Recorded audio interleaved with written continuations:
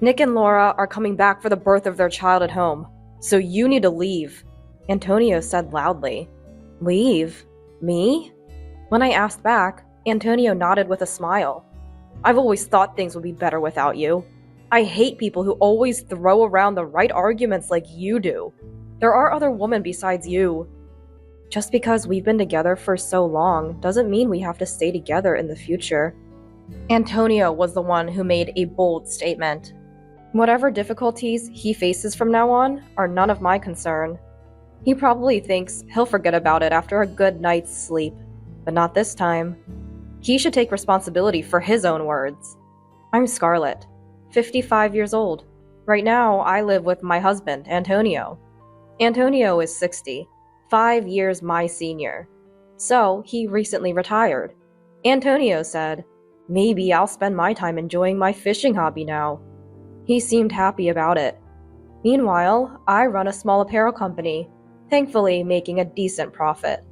Currently, we can afford to live in a high-rent condominium, thanks to my job. Antonio was supportive, but after his retirement, he changed. First, his daily routine shifted. Now, always at home, Antonio had many days without plans. This led to a more lax lifestyle. Staying up late, watching TV, or sleeping past noon. Occasionally, that's okay, but when it goes on for days, it's concerning. I suggested, shouldn't you keep a regular schedule, especially at your age? But Antonio seemed unconcerned. Instead, I've worked hard all my life. Let me be. Don't tell me what to do, he retorted. Another issue was Antonio's boredom. He had a few friends and his only hobby was fishing alone. He seemed increasingly idle after retiring, and he began nitpicking at my housekeeping. Frankly, I'm not great at domestic chores.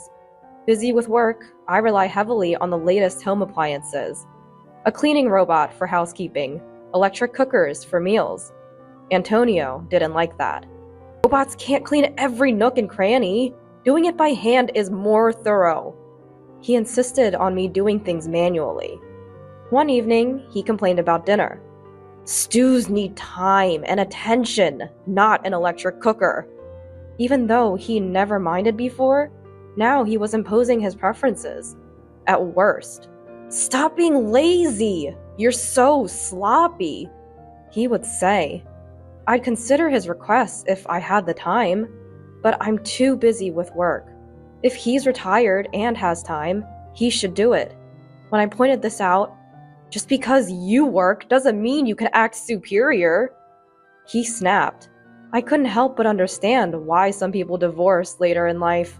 Yet I endured, considering how hard we had worked together. But things escalated due to a particular event. Our son's wife's pregnancy. Our only son, Nick. His wife, Laura, announced her pregnancy. Actually, Nick isn't my biological son. He's Antonio's, from a previous marriage. We remarried when Nick was 10. Antonio was ecstatic about the pregnancy announcement. Our first grandchild! Our first grandchild! Yes, it's exciting. I replied, happy too. But Antonio's joy was beyond normal. I think he was experiencing grandparent fever. That's why things turned out this way. Laura, raised by a single mother, I'd like to go back there to give birth, probably because he said so. Laura grew up in a single-parent household, so this time, my mom is too busy with work, she explained. So Antonio, eager as ever, said, we need to welcome the baby in the best possible way. And he began preparations. That's fine, but he strangely imposed it all on me. This crib, every kind of milk, just in case. Oh, and a lot of diapers. He just barked orders. I was already swamped with work and chores. Even when I made time to prepare, it was never right. No, not like that, he'd complain. No, you're saying it's not this. Please, enough. I understand you're excited, but do it yourself. Stop relying on me for everything. He seemed shocked to be challenged, standing frozen. Our first grandchild, and you act so detached. Right, you're not biologically related to Nick, so you don't care about him. That's not true. Don't say such awful things. You're overdoing it. If Laura knew how much you're doing, she might not want to come here. This place doesn't feel relaxing. Antonio tried to respond, but couldn't find the right words. Frustrated, he clenched his teeth and retreated to his room. Damn it. I didn't mean to go that far. His fanaticism had driven me to stubbornness, and being spoken to like that about Nick hurt me too. I want Nick and Laura to relax here. That's why I had to stop Antonio's excesses. Later, I thought about making amends, but Antonio didn't come out of his room. Reluctantly, I looked through the door. I'm sorry about yesterday. I'm going, I said, and went to work. That day, I faced numerous work troubles and got home quite late. Dinner was going to be delayed. What should I make? As I thought this on my way home, I found Antonio already sitting at the dining table, waiting. I'm home. Sorry, I'm late. I'll make dinner as quickly as I can. There was no reply from Antonio. I moved around busily. Antonio just sat there, staring as if pressuring me. If he's home anyway, he could have made dinner. Or at least, he didn't need to rush me like this. Finally, I managed to make crispy fish sandwiches and serve them. Sorry for the wait, let's eat. Antonio immediately started eating his sandwich in silence. Were you that hungry? I sat down and began eating my sandwich. Before I was even halfway through, Antonio had finished eating. He sat up straight and looked at me. What? I asked. Antonio spoke in a low voice. You're all about work, neglecting the housework. What? His unexpected words nearly made me drop my sandwich. What are you talking about? I'm not neglecting anything. Don't act like it's nothing. Like today, just sandwiches? No salad or soup? That's unacceptable. True, I usually serve salad and soup, but today wasn't about being lazy. I hurried because Antonio seemed so eager to eat. I explained, but Antonio wasn't convinced. It's not just that. You always negate everything I say or do. You must think you're better because you're working and I'm retired. That's not how I think at all. Despite my repeated denials, Antonio remained unconvinced. I was getting tired of this pointless argument. Let's stop this. We'll be welcoming Nick and his wife soon. I don't want to greet them with this unpleasant atmosphere. At this, Antonio sneered sarcastically. All right, I've been thinking the same. So, I found a good solution. A good solution? Puzzled, I tilted my head. Antonio declared loudly, Nick and Laura are coming back for the birth, so you should leave. What? I couldn't believe he was serious. Leave? Me? When I asked again, Antonio nodded with a smile. If you weren't here, things would go smoothly. I've always thought so. I hate people like you who always argue with logic. There are plenty of other women. I was shocked. After decades of marriage, to hear such words? Antonio, carried away, continued to vent his grievances. You lack respect for me, your husband. Always complaining, never just listening. Complaining? I respect your requests as much as I can. It's you who makes unreasonable demands. Shut up. I hate your bossy tone. Just leave. I don't even want to see your face. Antonio slammed the table. It was futile to say more. I said, understood, and returned to my room. The next morning, I called a moving company immediately. After being treated like that, I wasn't going to stay. Fortunately, it wasn't moving season, and I easily scheduled an estimate. I hoped to finish everything while Antonio was out, but he was almost always home. I was worried, but then it seemed like fate intervened. I'm going out tomorrow for a bit. Antonio is the type to forget things overnight, so he spoke to me quite normally. Apparently, Antonio was invited by his fishing buddies and was going for an overnight fishing trip. This was my chance. There was a slightly awkward atmosphere. Maybe even Antonio felt that what he said yesterday was too much. Still, there was no apology from him. He might be hoping to act as if yesterday's words never happened. He's always been like that.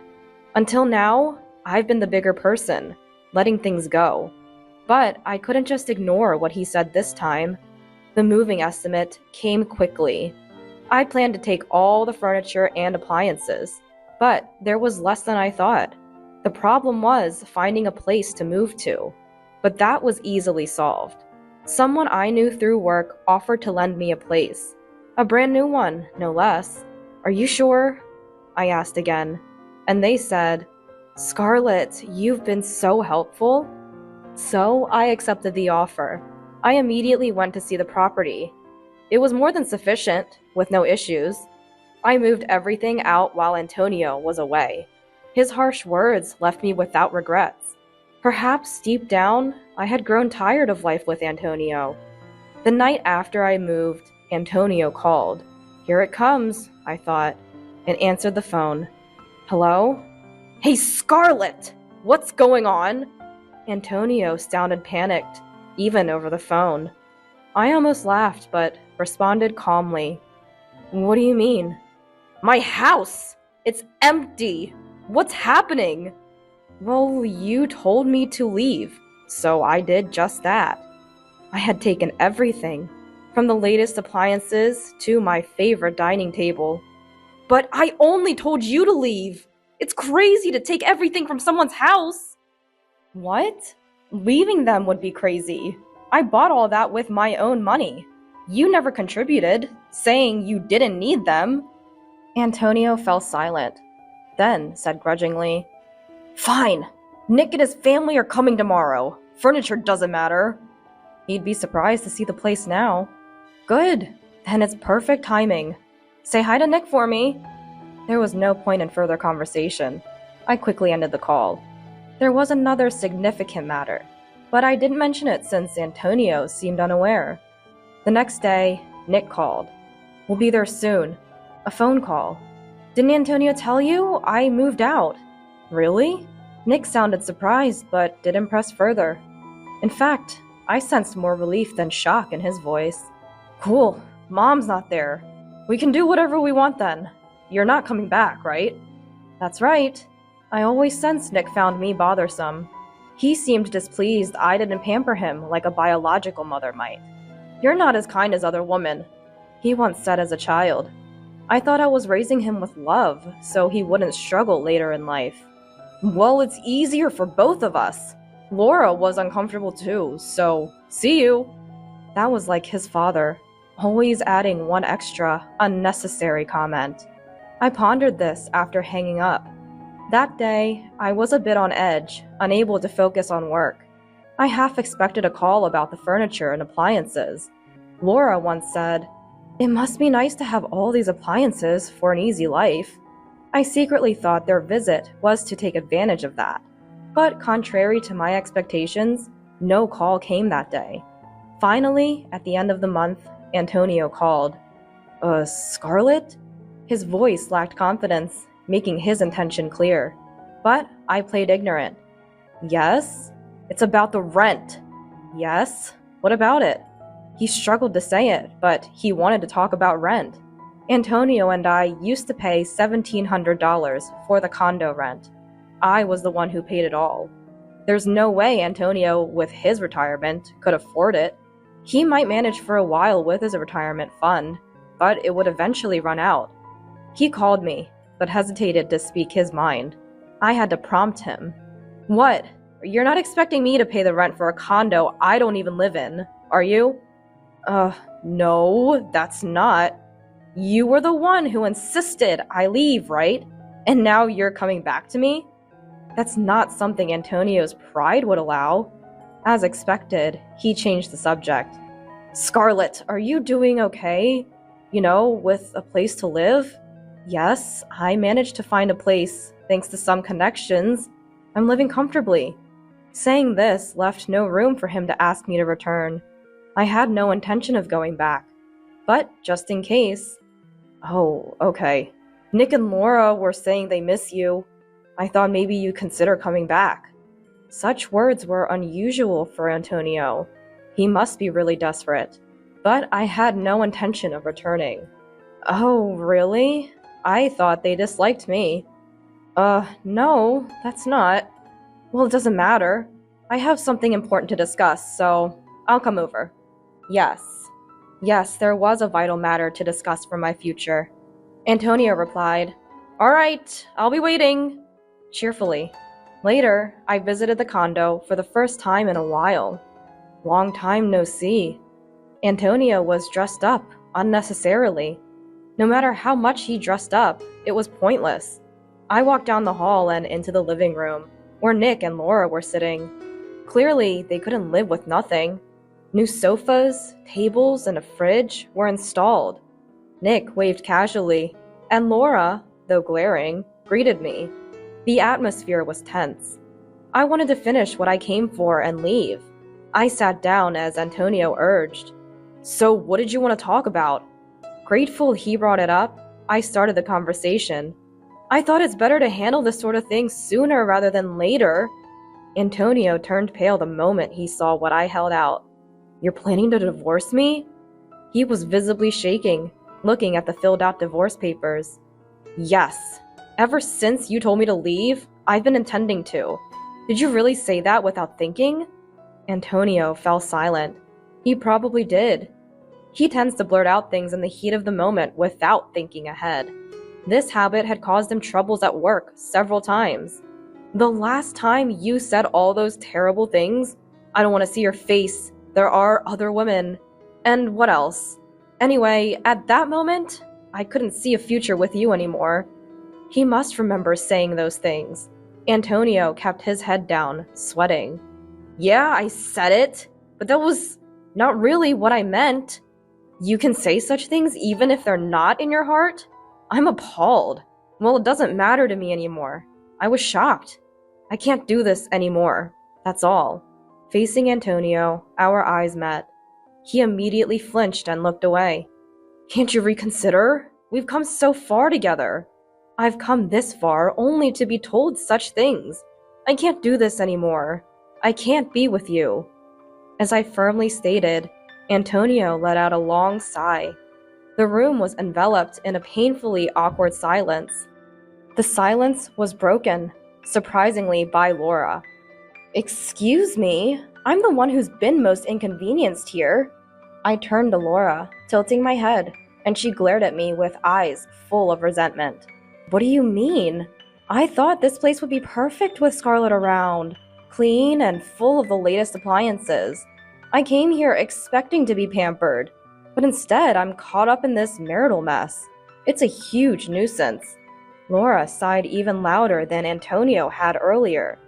She was angry with me for not meeting her expectations of a princess-like pampering. That is a huge misunderstanding. If she's unhappy, she could go back to her own home or anywhere else. But she chose to stay here. When I said this, Laura's face turned red. "What's with that attitude? I came all the way here for you." "I never asked you to come." Laura looked like she was about to scream. Her breathing was heavy with anger. "But it's absurd! I had such high hopes after talking to Antonio, and now this? It's too much." Laura finally burst into tears. Nick tried to comfort her. But this made a little sense. This explained Antonio's excessive grandparent fever. It was driven by Laura's expectations. Antonio, flattered and relied upon, must have gotten carried away. But it doesn't change anything. Laura was inconsolable, and Antonio remained frozen, sweating. There was no point in staying. "There's no use staying here. I'll leave. We can settle the divorce through lawyers." As I stood up, this time, Nick shouted, "You're running away? Shaking off your responsibilities and causing trouble." I was stunned by the absurdity. It's also good to have a grudge. Approaching Nick, who was sitting close to Laura, I found myself naturally looking down at him. "What's wrong? How old do you think you are now?" "Huh? I'm 35 years old." I took a deep breath and glared at him. "So what responsibility do you think I have?" Taking care of a 35-year-old son and his wife? Or a 60-year-old husband? Nick was speechless, eyes wide. I couldn't hold back any longer. You're all adults! Enough is enough! Who's causing trouble? Using my efforts as a stepping stone while expecting me to always smile and comply? Oh, calm down, Mom. Don't act like a child now. I shouted so much I was out of breath. I took a moment to breathe deeply.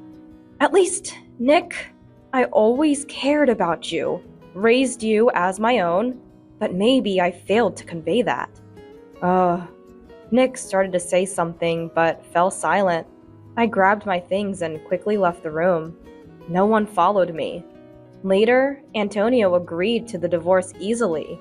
No alimony. He mentioned moving out since he couldn't afford the condo. Antonio had never done housework before. Living alone would be hard for him.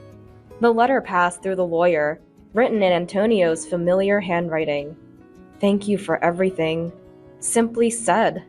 He tried to reconcile, but I firmly refused, and he seemed depressed. Nick and Laura decided to go back to Laura's family home. Laura complained, but Nick persuaded her. After the divorce, Nick called once. "I'm sorry for everything. I'll try to be a parent like you," he said shyly. Maybe Nick hadn't hated me as much as I thought. I ended up buying the new house I was renting and still live there. Work is going well. I was tired right after the divorce, but now I feel refreshed. It's nice not having to take care of anyone. I'm not sure how many years I have left to work, but I'll do my best. Enjoying my private life too, and secretly, I still wish for Nick's happiness.